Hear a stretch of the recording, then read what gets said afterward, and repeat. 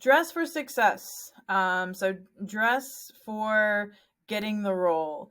Dress for having the director envision you in the character that you want to portray.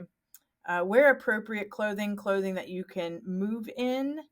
Not obviously not dance attire, but wear what is appropriate. Don't wear anything too tight, anything that's restrictive, because you want to be able to use your full body while you're acting and feel comfortable. Do not overdress or underdress, and don't dress the part. Um, I've I've had students dress the part before.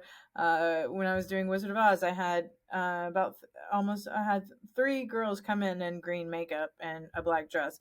So don't do that. Don't dress like the character itself. Don't overdress.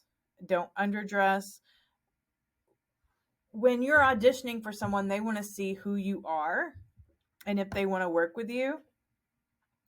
So make sure that you are dressed professional but not overdone.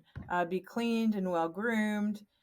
Dress in a color scheme, and this is something that I went to a workshop and they said they were a casting agent, and they said it's okay to dress in a color scheme similar to the character you're auditioning for or in neutral colors. So if you're auditioning for Regina George, it's okay to wear a little pink top. That's okay.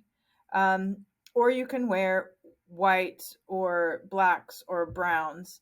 But they want to be able to see you in that character, but not overly done. So careful of that line of dressing the part. So don't dress just like Regina George, but if you were coming in to audition for her, something that she would never wear, but in a pink color. So that's the example that the workshop presenter gave me for dressing for success. And this is also with film and TV and live theater. So remember that when you're auditioning for either or.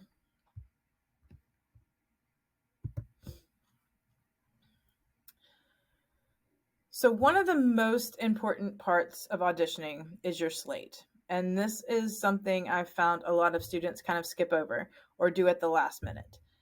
They work on their monologue over and over, and they get it to what is the best of their ability, but then they forget to do their slate, or their slate is like a last minute thought.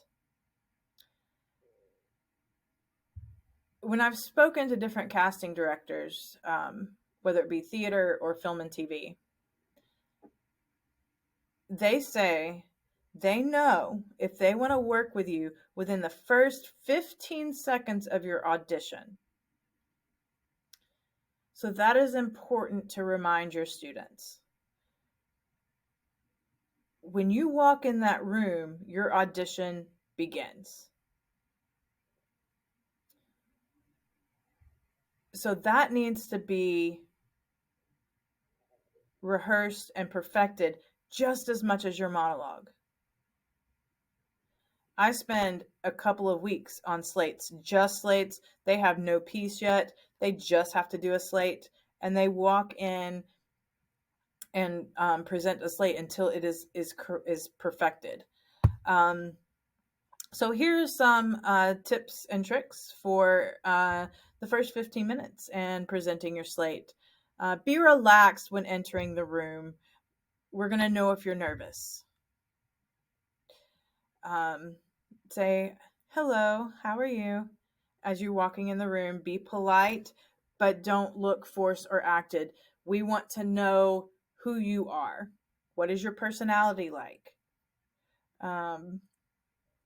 Wait for the director's attention before beginning the slate. There's nothing more frustrating when you're sitting behind the casting table and you're still writing from the previous person, and the individual that has walked into the room begins and you're not done writing.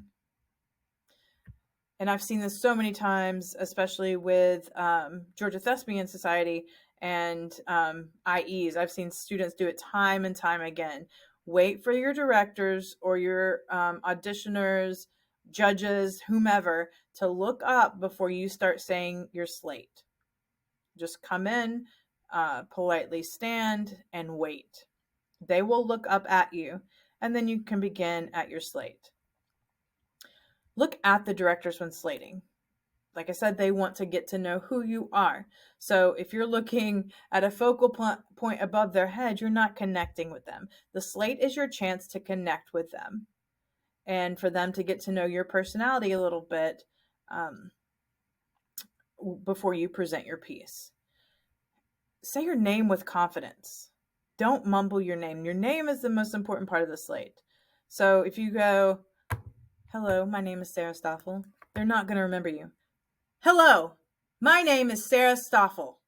Say it with confidence. And today I will be presenting a monologue. So make sure that you say your slate with confidence and that you are excited to be there. In your slate, make sure you give your name, the title, and the author of your piece. Hello, my name is Sarah Stoffel, and today I'll be performing a monologue from A Streetcar Named Desire, written by Tennessee Williams. Then take a moment to set that monologue to transition into your piece. Don't go straight into it. Okay, so be careful. So have a moment of transition before starting into your dialogue. Let us see you melt into your character instead of just going straight from your slate and then staying on the same level as your slate when you start your monologue. We want to see you melt into the character.